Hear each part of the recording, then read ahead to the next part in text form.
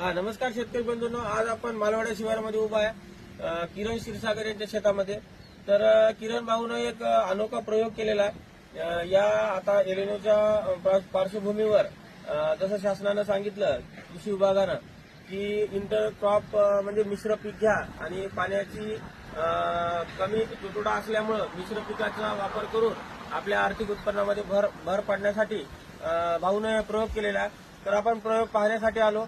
तर नेमकं या प्रयोगा पाठीमागचा उद्देश काय आणि यांना कशा पद्धतीने केला आणि यांना प्रेरणा कुठून मिळाली, तर आपण त्यांच्याकडूनच जाणून घेऊ. सांगा भाऊ. तर आम्ही सर्वप्रथम, माझं नाव सागर क्षीरसागर. सर्वप्रथम आम्ही प्यारचे बेड पाडून घेतले. त्याच्यानंतर आम्ही संकल्पना डोक्यात मिळाली की बाबा मिश्र पीक घेण्यात यावं, कारण की दिवसांदिवस खर्चाची बाजू वाढलेली आहे.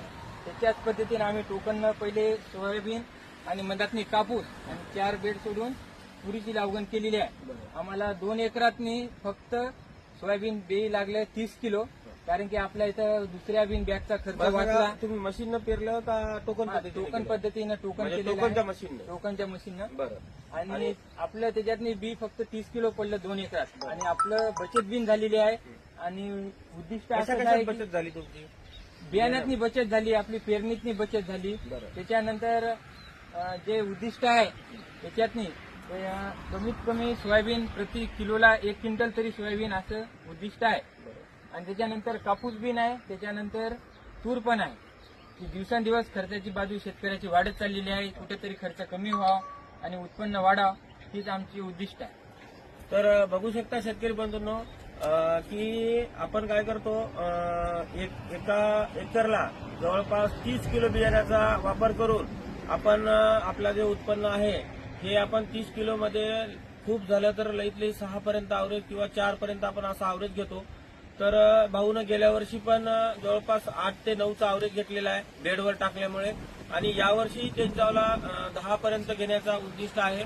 तर तुम्ही असा जर प्रयोग आपल्या शेतामध्ये जर राबवला तर निश्चितपणे तुमचा 100% आर्थिक उत्पन्नाचा फायदा होणार आहे. आणि इंटरक्रॉप हे एक प्रेरणादायी गोष्ट आहे.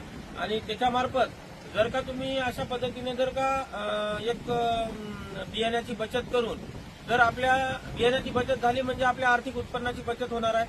तर त्यासाठी तुम्ही जर हे अशा पद्धतीचा जर प्रयोग आपल्या शेतामध्ये जर राबवला तर निश्चितपणे तुमच्यावाला 100% फायदा होणार आहे. तरी माझी या व्हिडिओच्या माध्यमातून सगळ्या शेतकऱ्यांना विनंती आहे की अशा पद्धतीचं जर इंटरक्रॉप जर तुम्ही पेरणी केली आपल्या शेतामध्ये तर निश्चितपणे तुमचा 100% फायदाच होणार आहे. दाखवा बेड.